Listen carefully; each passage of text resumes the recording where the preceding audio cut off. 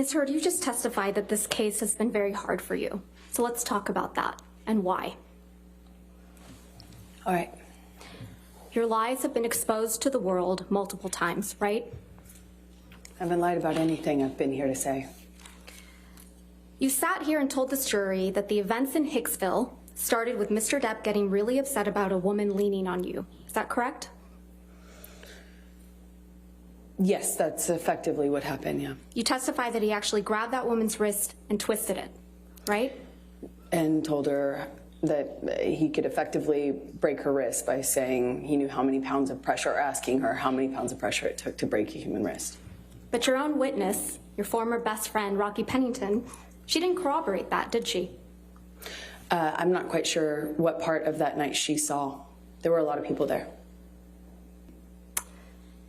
Ms. Heard, you told this jury that you had no idea the press was going to be at the courthouse when you got your TRO on May 27th, 2016. Do you remember that testimony? I said I did not have anything to do with it. Yes. No. My question again. You told this jury that you had no idea that the press was going to be outside after you got the ex-parte TRO on May 27th, 2016. Do you remember that testimony? I apologize, I must have misunderstood Ms. Vasquez. I actually had no idea whether they were going to be there or not. When I walked into the courtroom that day, it was completely quiet, still, empty.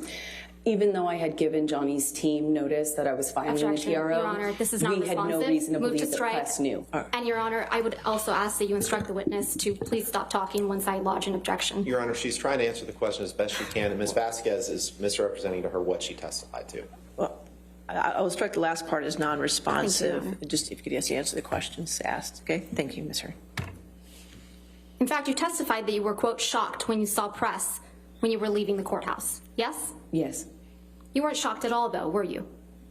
Incorrect. It was. You knew.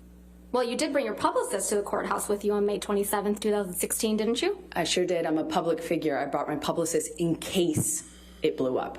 In case. And you actually had alerted TMZ that you would be filing a TRO against Mr. Depp that very day, didn't you? No, I did not. The one day you didn't bother to wear makeup to cover up the mark on your face. I did not call TMZ or any other news source or paparazzi source. No one. Well, I never did that. We heard testimony from former TMZ employee Morgan Tremaine yesterday, correct?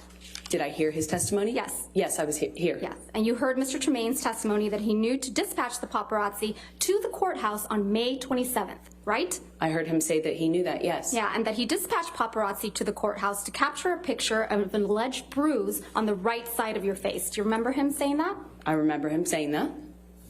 That information must have come from your team, right, Ms. Heard? Absolutely not. Why would I want that? What actual survivor of domestic violence wants that?